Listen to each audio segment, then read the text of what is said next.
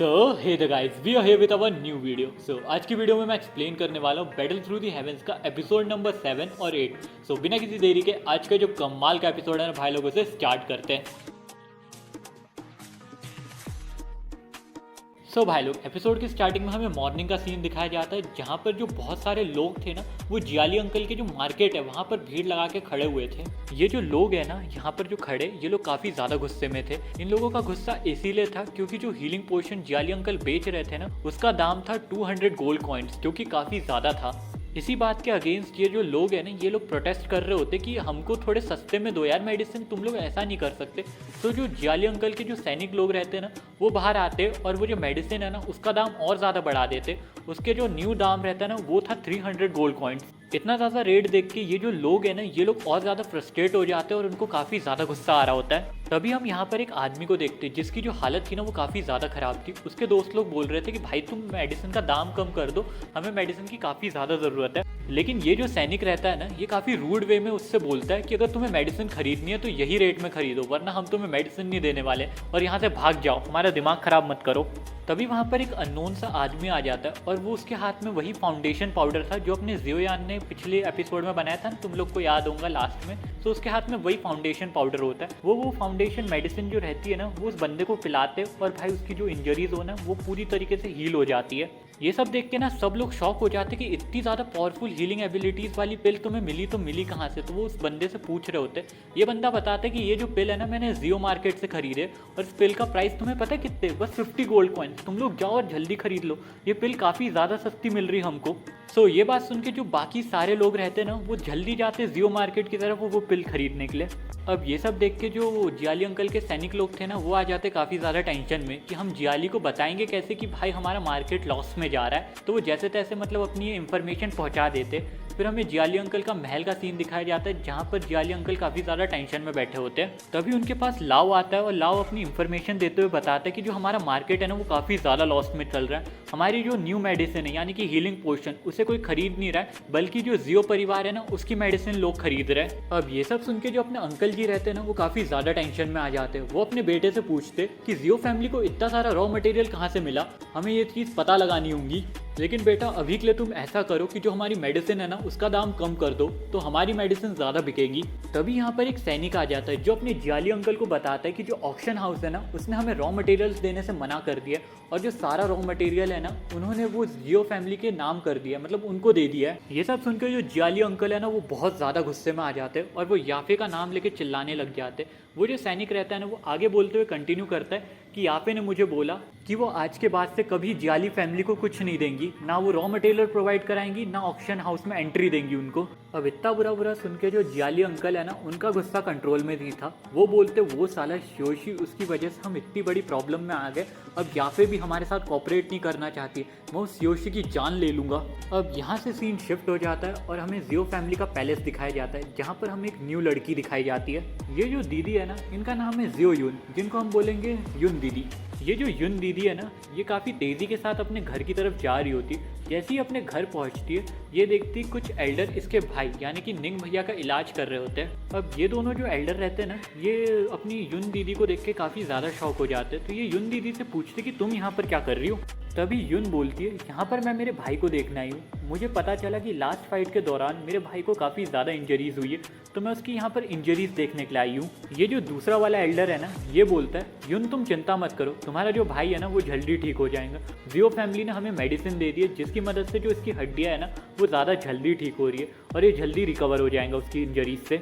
ये बात को सुन के जो अपनी युन है ना उसे थोड़ा सा रिलीफ मिलता है, लेकिन वो पूछती है कि जियोयान की जो पावर्स है वो क्या सच में वापस आ गई है। तभी निंग भैया बोलता है जो जियोयान की पावर है ना वो सच में वापस आ गई और वो बहुत ज़्यादा स्ट्रॉन्ग हो गया, फाइट के दौरान उसने मेरा हाथ भी तोड़ दिया था। तो ये सब सुन के जो अपनी युन दीदी है ना उनको आ जाता है काफ़ी ज़्यादा गुस्सा। वो बोलती कि उस जियोयान को उसकी औकात याद दिलानी होगी। तभी ये जो पहले वाले एल्डर रहते हैं ना ये अपनी युन दीदी को रोकते और उसे बोलते फालतू में तुम्हें झगड़ा करने की कोई ज़रूरत नहीं है, पहले ही निंग की वजह से हमें बहुत ज़्यादा शर्मिंदगी का सामना करना पड़ा है और तुम्हारी वजह से हम और ज़्यादा शर्मिंदा नहीं होना चाहते।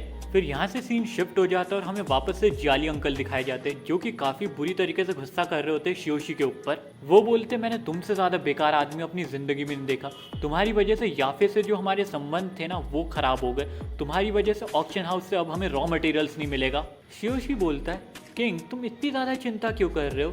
तुम्हारे पास स्योशी है, उसके पास हर मर्ज की दवा है। फिर वो अपने पास से एक स्क्रोल निकाल के अपने जियोली अंकल को देता है और उनको बोलता है कि चाहो तो तुम बाहर से भी रॉ मटेरियल्स खरीद सकते हो, ज़रूरी नहीं है कि तुम ऑक्शन हाउस से ही मटेरियल खरीदो।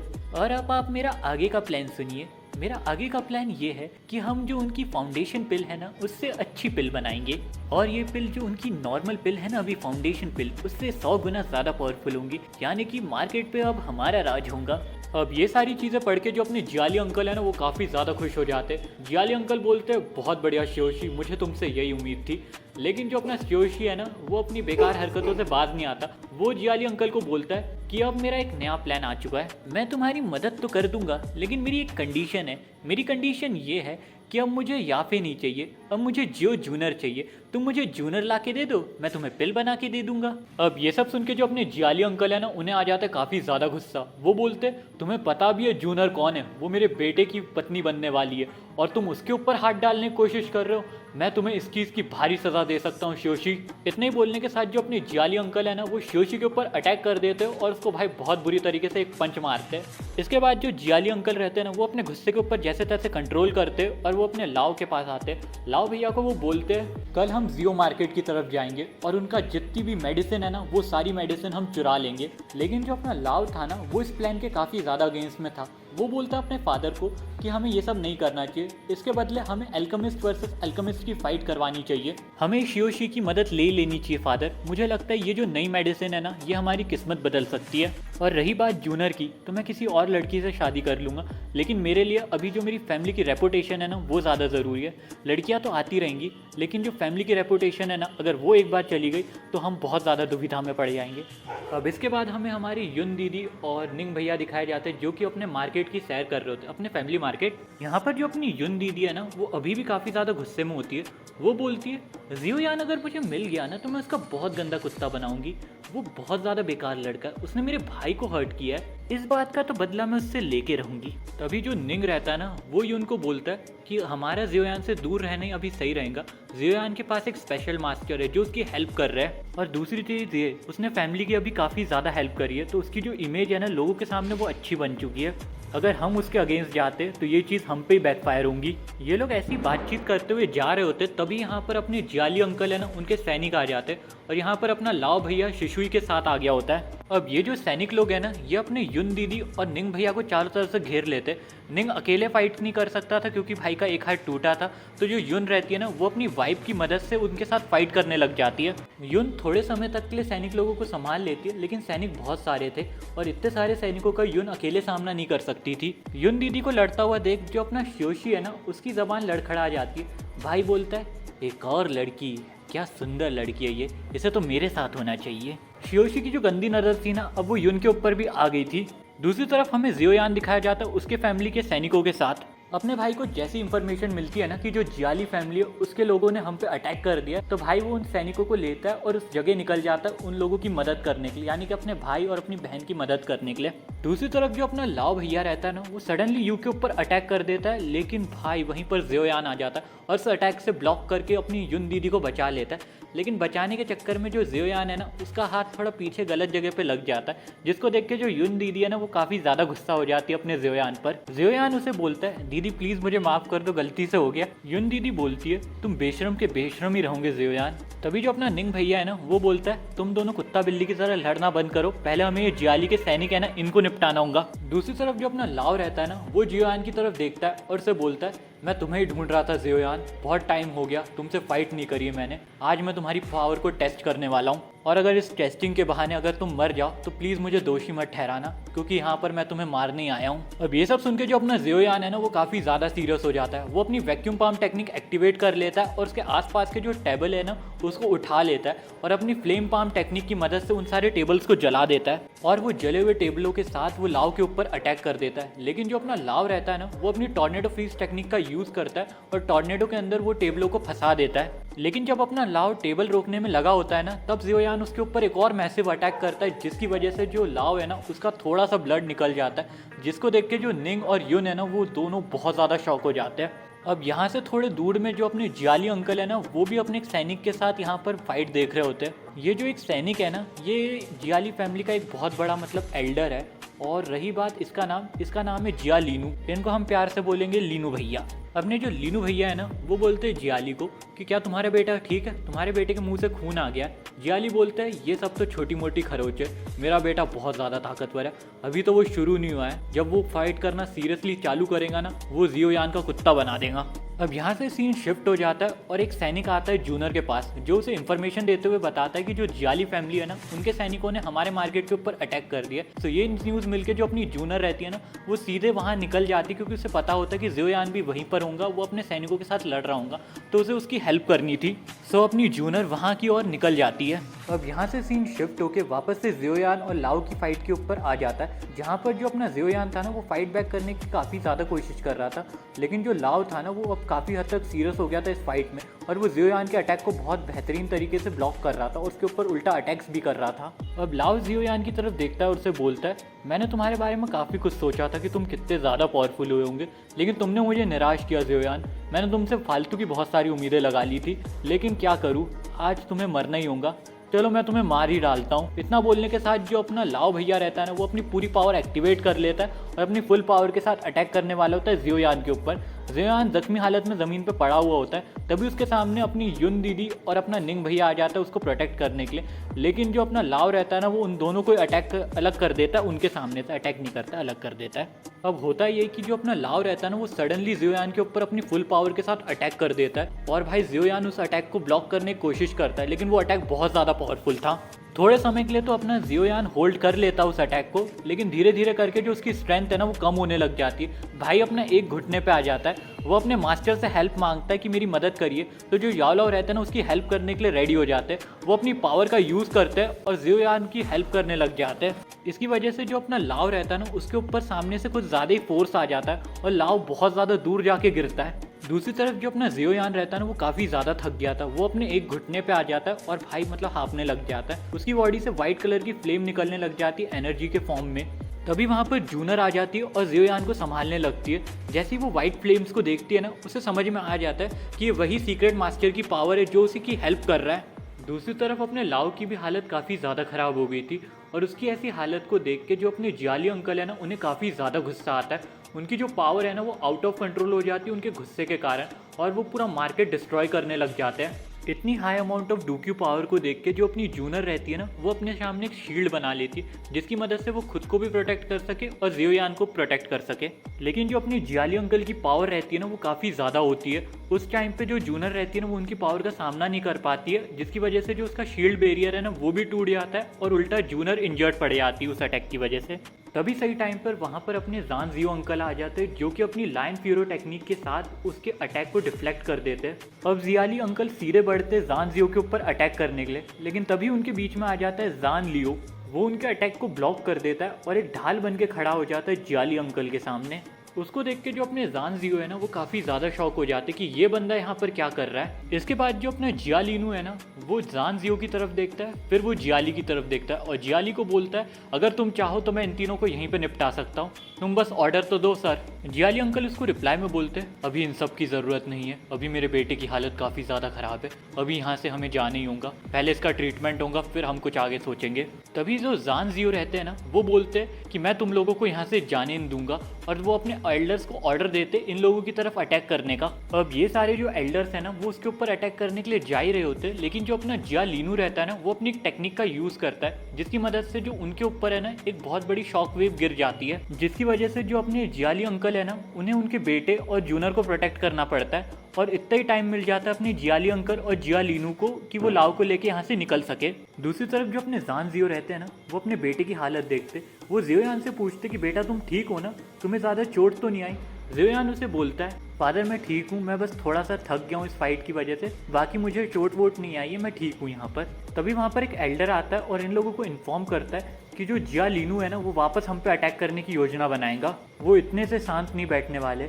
अब जबकि जियोयान ने उनके लड़के के ऊपर अटैक कर दिया तो वो लोग ज़रूर हम पे अटैक करेंगे अगली बार। और उनके पास एक एल्केमिस्ट भी है जिसका नाम है शियोशी। वो एक लेवल 4 का एल्केमिस्ट है जो कि फाइट के दौरान उनकी काफ़ी ज़्यादा हेल्प करेगा। अब यहाँ से सीन शिफ्ट हो जाता है और हमें जियाली अंकल के महल का सीन दिखाया जाता है, जहाँ पर जो अपने लाओ भैया थे ना वो तो पूरी तरीके से व्हील चेयर पे आ गए थे और यहाँ पर अपने शियोशी और जियाली अंकल भी होते हैं। अब अपने लाओ भैया की हालत को देख के जो शियोशी रहता है ना वो पूरी तरीके से टॉन्ट करने लग जाता है उन लोगों को। शियोशी बोलता है, अरे रे रे रे ये क्या हो गया मेरे किंग के बेटे को।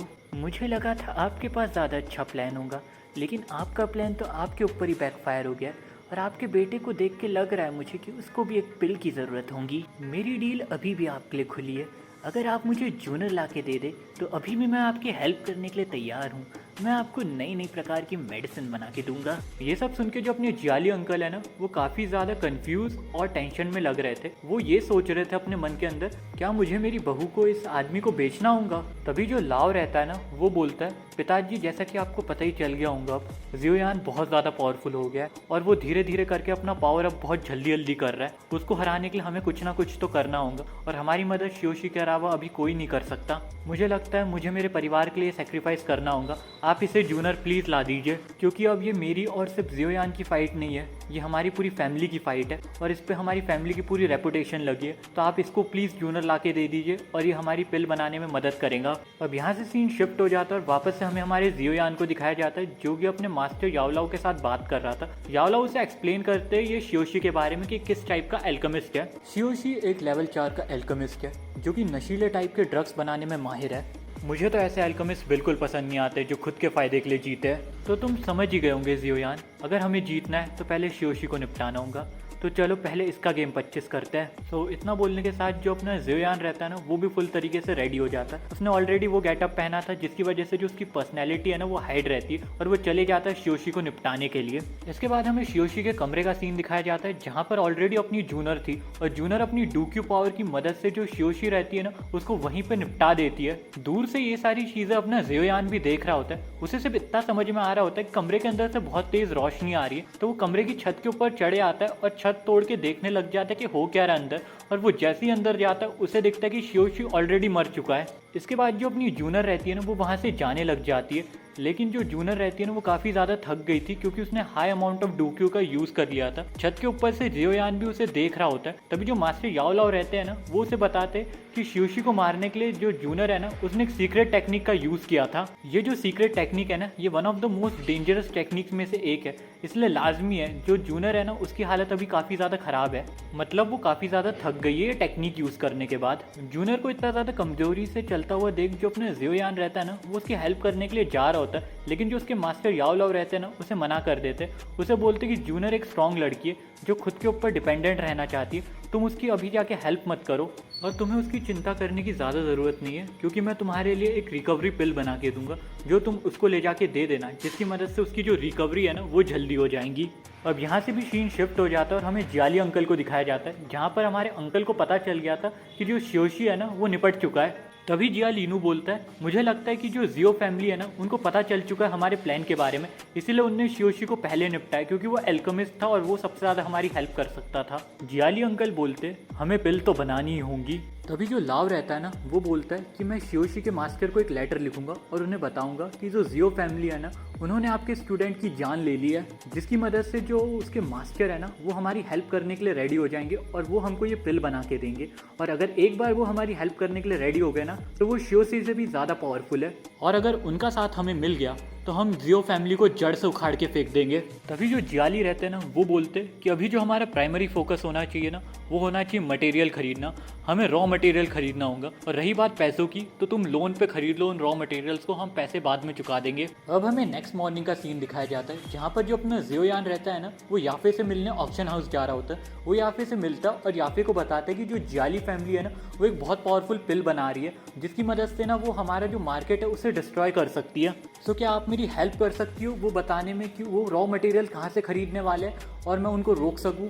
या फिर जियोयान को मैप दे देती है और उसे बताती है कि ये लोग जो मेडिसिन खरीदने वाले हैं ना, यानी कि मेडिसिन का रॉ मटेरियल, वो मैजिकल बीस्ट माउंटेन के ईस्ट साइड वाली एक सिटी है, वहाँ से खरीदने वाले हैं। अब जियोयान बोलता है कि अब मुझे मैप मिल चुका है, मुझे लोकेशन का भी पता चल चुका है, अब मैं जियाली फैमिली को रोक के रहूँगा। तभी याफे उसे बोलती कि तुम तुम्हारा ध्यान रखना इस मिशन के दौरान। अब जियोयान उसे गुड बाय बोलता है और यहाँ से चले जाता है। अब दूसरी तरफ हमें जियालिनो को दिखाया जाता है जो कि अपनी फैमिली के सैनिकों के साथ जा रहा होता है वो मेडिसिन के रॉ मटेरियल्स को खरीदने के लिए। एक हिल टॉप एरिया से जियोयान और जो जानजियो रहते हैं ना, वो भी अपने ये जियालिनो और ये सैनिकों को देख रहे होते हैं। जियोयान उसके फादर को बोलता है कि अगर मुझे इन लोगों को रोकना है ना, तो मुझे इन लोगों के पीछे जाना होगा और इन लोगों को रॉ मटेरियल्स लेने से पहले रोकना होगा। ये सब हमारी फैमिली के लिए काफ़ी ज़्यादा ज़रूरी है और आप मेरी चिंता मत करिए, क्योंकि वो जो ओल्ड मास्टर है ना, वो भी मेरे साथ रहेंगे और वो मुझे ट्रेनिंग भी देंगे। तो ये सब सुन के जो जानजियो रहते हैं ना, वो टेंशन फ्री हो जाते हैं कि ओल्ड मास्टर अगर इसके साथ है ना, तो इसे कुछ नहीं होगा। और वो अपने जियोयान को परमिशन दे देते कि तुम जा सकते हो वहाँ पर। अब जो जियोयान रहता है ना, वो उसके फादर को एक पिल देता है और उन्हें बताता है कि जो जूनर है ना, वो काफ़ी ज़्यादा ट्रेनिंग कर रही है, जिसकी मदद से जो उसकी डूक्यू है ना, वो काफ़ी ज़्यादा खर्च हो रही है और उसकी हेल्थ काफ़ी ज़्यादा ख़राब हो चुकी है। तो आप ये रिकवरी पिल उसे दे दीजिए, जिसकी मदद से ना उसकी रिकवरी जल्दी हो जाएंगी। अब जो अपना जियोयान है ना, वो निकल जाता है उन सैनिकों के पीछे उन सबको निपटाने के लिए। So with this guys we have completed अब एपिसोड नंबर 7 और 8 of Battle Through the Heavens. So भाई लोग, एपिसोड कैसा लगा आप लोग लाइक शेयर सब्सक्राइब करके बताइएगा। वीडियो में अगर कोई भी कमी होगी तो कमेंट कर दीजिएगा। मैं मिलता हूँ आप लोगों से अगली वीडियो में। अपना ख्याल रखना, अपनी फैमिली का ख्याल रखना। Take care and goodbye. Bye bye भाई लोग।